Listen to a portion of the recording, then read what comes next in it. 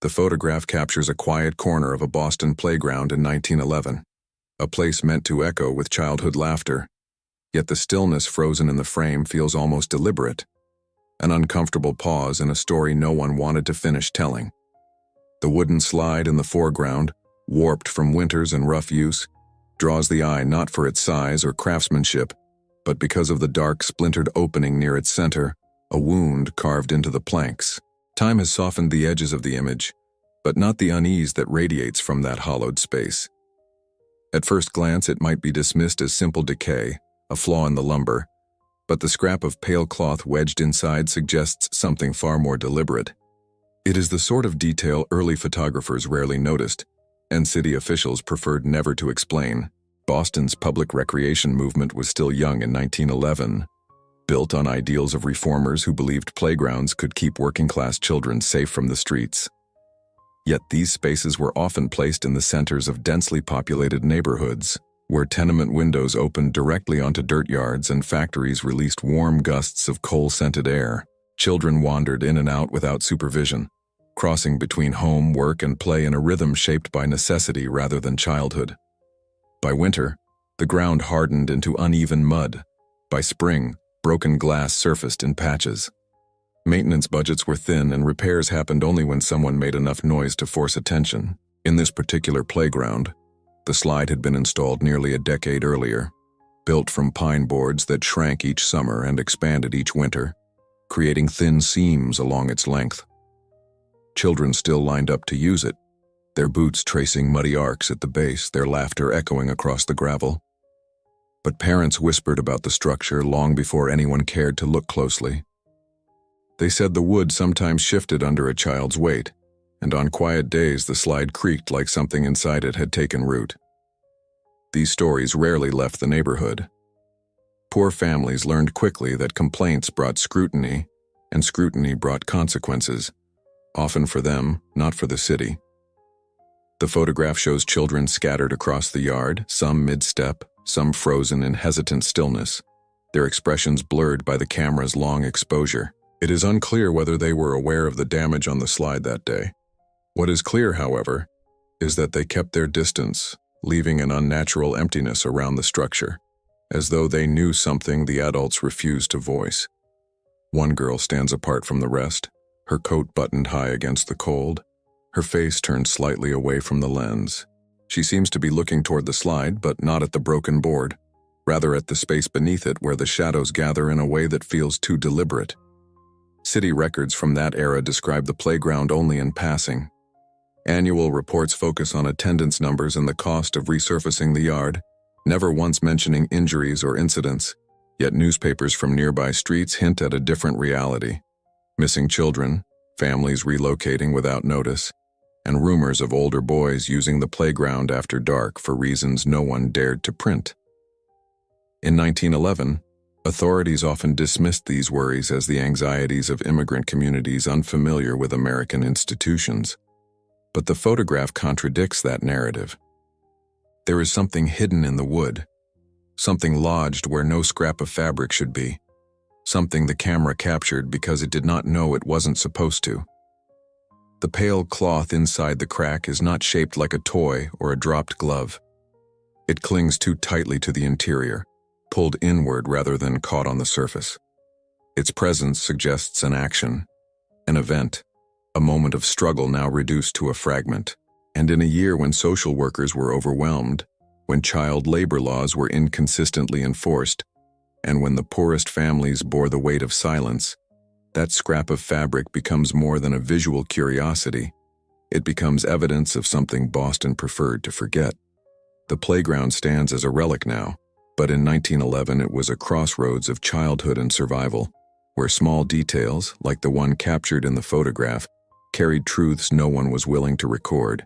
City archivists would later insist that no record connected the playground to any documented tragedy, yet the silence surrounding it became its own kind of evidence. When officials avoid a subject entirely, the omission itself forms a shadow, and it is within that shadow that the story begins to take shape. In the early 1910s, Boston's emerging network of settlement houses ran programs meant to support immigrant families adjusting to American urban life. Social workers visited homes, assessed living conditions, and monitored children who were considered at risk. The work was noble in theory, but the sheer volume of struggling households often reduced it to hurried observations and incomplete reports. Those gaps allowed the city's most vulnerable to slip from the record, especially children who hovered between home, labor, and survival. It is within this uncertainty that the scrap of fabric in the photograph finds its meaning. Accounts from neighborhood elders recorded decades later describe a small boy who used to frequent the playground during the late winter of 1911. His family lived in a narrow tenement across the street, sharing 2 rooms with another household. The father worked long shifts at a nearby dockyard, and the mother took in laundry, leaving the children to navigate most of their days alone. The boy, no older than 7 and often seen wearing a heavy wool coat several sizes too large, spent hours tracing circles in the gravel, sometimes climbing the wooden slide despite warnings from older children. They said he liked to squeeze into the small spaces beneath the structure, treating the hidden recesses like a fort. What unsettled the others was his habit of lingering there even when the cold sharpened the shadows. The last day he was seen, according to these recollections, was overcast and eerily quiet. A few children recalled hearing a faint thud, followed by a cry quickly muffled. But when they looked toward the slide, they saw nothing unusual, only the wooden frame shuddering slightly as though someone had brushed past it. Children were accustomed to ignoring strange noises. In neighborhoods burdened by poverty and overcrowding, unusual sounds were simply part of the landscape. Yet one girl, the same child captured standing apart in the photograph, later claimed she saw the boy crawling toward the damaged side of the slide. She remembered the hem of his coat brushing the gravel, the way he hesitated before disappearing behind the boards. Whether this memory is reliable or reshaped by time is impossible to know. But it aligns with the detail that has survived, the scrap of cloth resembling the same heavy fabric. Rumors spread through the tenement within days. Some parents whispered that the boy had simply wandered off, perhaps following older children to the docks. Others blamed factory workers who cut across the yard on their way home, men who were exhausted, underpaid, and often unseen. But the prevailing belief, spoken only in private, was that something had happened beneath the slide, something no one wanted to investigate because doing so would require questioning the city's commitment to public safety. Officials arrived only once, took a brief look at the structure, and dismissed concerns as exaggerations. Their report mentioned minor wear, nothing more. They did not dismantle the slide or inspect the hollowed interior. They did not ask about the missing child. Newspaper clippings from that month reveal a pattern. Multiple brief notes about lost children, all condensed into small paragraphs that read more like routine announcements than emergencies. The boy's name, if it was ever printed, does not appear in surviving pages. Families often lack the influence to demand thorough investigations, and city agencies, overwhelmed and underfunded, rarely pursued cases without external pressure. In the absence of answers, the playground itself became a vessel for unspoken fear, a place where parents kept their children close and where whispers carried across the gravel like warnings. The broken board remained unrepaired, its jagged edges softening only as weather and time worked against it. Years later, when urban renewal swept through the neighborhood, workers dismantled the playground entirely. By then, the story of the missing boy had blurred into local myth, a tale shared among those who remembered the winter of 1911 with unease. But the photograph, with its unintentional testimony captured in the red-circled detail, resurrects the question that officials once ignored. The fabric lodged inside the slide is not merely a relic. It is a silent witness, preserved through accident rather than intention, hinting at a truth the city never acknowledged. When the wooden slide was finally removed decades later, no official record mentioned what the workers found. Yet fragments of their testimonies survived in union newsletters, oral histories, and margin notes preserved in a settlement house archive. These accounts, scattered and inconsistent, form a mosaic of unease. One laborer wrote that the interior of the slide was far more hollow than the structure suggested, as though the boards had been arranged to conceal an interior cavity rather than simply support the frame. Another described a pocket of compacted debris, pebbles, rusted nails, splinters, and a wad of fabric so tightly compressed it held the shape of a child's fist. None of these men connected the discovery to a missing boy from 1911. They were not from the neighborhood, and the story had faded by then. But their descriptions evoke the same silent tension captured in the photograph, the sense of something withheld. To understand how such a detail could vanish from public memory, one must look beyond the playground itself to the bureaucratic machinery that shaped Boston's early 20th century reforms. Social agencies at the time were divided between charitable organizations and emerging municipal departments, each with competing priorities and limited resources. Attendance numbers, funding allocations, and public reputations carried more weight than the individual tragedies that challenged their authority. A missing child placed pressure on the system. A missing child linked to a public playground, however, threatened the very reform movement the city leaders championed. It was easier, therefore, to interpret disappearance as neglectful parenting or voluntary wandering, narratives that shifted accountability away from institutions. Within the settlement houses, social workers kept informal notes, observations too delicate or uncertain to place in official case files. These documents, rarely intended to survive a century, provide the most telling clues. One entry from March 1911 mentions a mother distraught over a son who had not come home since the last frost. Another notes a group of children avoiding the playground after sunset, insisting they heard noises beneath the slide, noises they insisted were not rats. The workers attempted to inquire, but parents, already wary of scrutiny that could lead to intervention, offered only polite refusals. Their silences, shaped by fear of losing their children to institutional care, became part of the hidden architecture of the neighborhood. As the years passed, urban development masked the site entirely. New housing blocks replaced the tenements, and the playground was reimagined as a small community garden. Those who once played there grew old, and the story of the missing boy transformed into something fragile, a memory without documentation, a rumor without a name. Yet the photograph, preserved by chance rather than intention, complicates the narrative. It captures not only the physical environment but the emotional atmosphere of the moment. The children standing apart from the slide, the girl glancing toward the damaged board, the faint suggestion of dread embedded in their stillness. These visual details, absent from any written record, speak to an understanding shared among those who lived the experience, even if they never articulated it.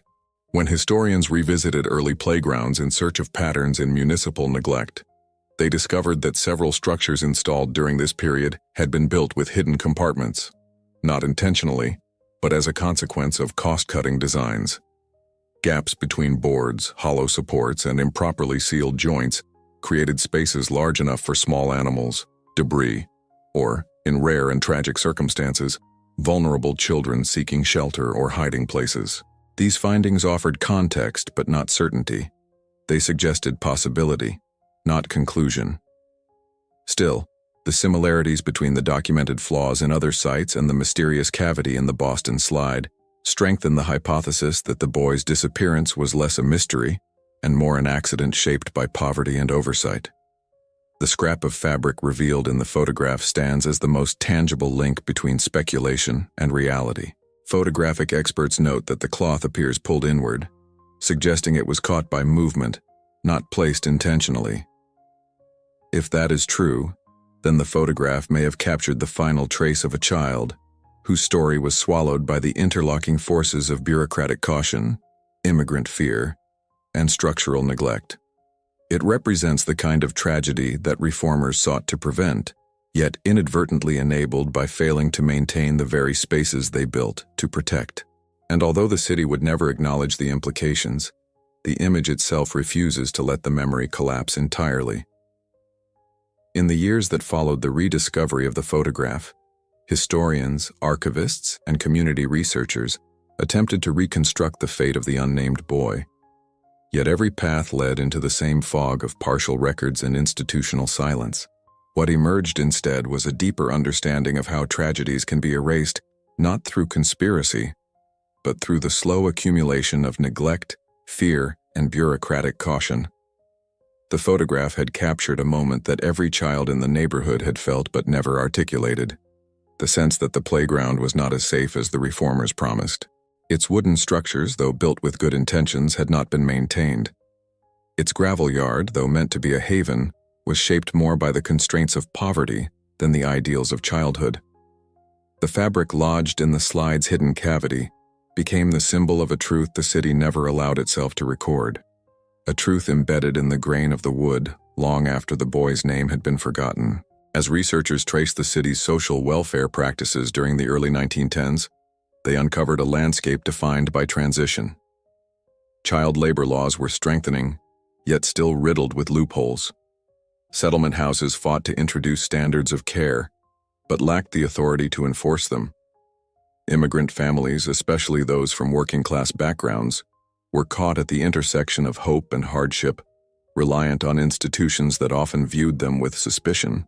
In this environment, missing children frequently slipped through the cracks. Some fled difficult homes, some found work in nearby factories, and others simply vanished amid the noise of a rapidly growing city. The boy in the photograph existed at this crossroads, visible enough to be remembered by neighbors yet invisible to the systems meant to protect him.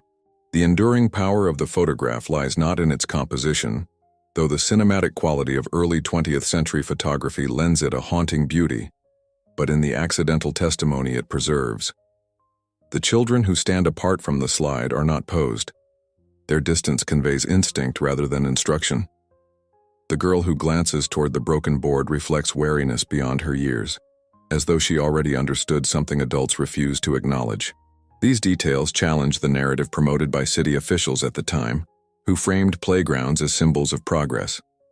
Instead, the image reveals a place worn by use, ignored by maintenance crews, and quietly feared by those who knew it best. When the slide was finally dismantled, whatever remained inside its hollowed frame was discarded without documentation. Workers had quotas to meet, schedules to maintain, and little incentive to question why the interior looked disturbed, or why the debris within felt heavier than expected. Their reports, if they existed at all, were swallowed by administrative routines that prioritized efficiency over historical clarity. Whether they found fragments of clothing, bones too small to identify, or nothing at all, the truth became indistinguishable from rumor. What survived instead were whispered recollections, the kind that linger in families long after official records fade. Stories of a boy who played alone, of children who avoided the slide, of a household that grew quiet after a winter afternoon passed without a child returning home. The image eventually resurfaced in a private collection, mislabeled simply as Playground 1911. It might have remained an anonymous relic had the viewer not noticed the scrap of fabric circled in red for emphasis. That detail transformed the photograph from a historical curiosity into a catalyst for rediscovery. It prompted questions that had slept for nearly a century, challenging the narratives of progress and protection that framed Boston's early playground movement. More importantly, it forced recognition of the lives overshadowed by reform, the children whose experiences were shaped by poverty and oversight, and whose disappearances rarely reached the front pages. Today, the site bears no sign of what happened there. The playground has been replaced by new buildings, and the families who once lived in the tenements have scattered across the region. Yet the story endures, not because it was officially recorded, but because one photograph refused to let the truth dissolve entirely. The red-circled scrap of cloth stands as a fragile bridge between memory and erasure, reminding us that history is often defined not by what is preserved, but by what is allowed to disappear. In its cinematic stillness, the image urges us to confront the silences within our institutions and to honor the stories of those who were lost, not through malice, but through the quieter, more pervasive tragedy of being forgotten.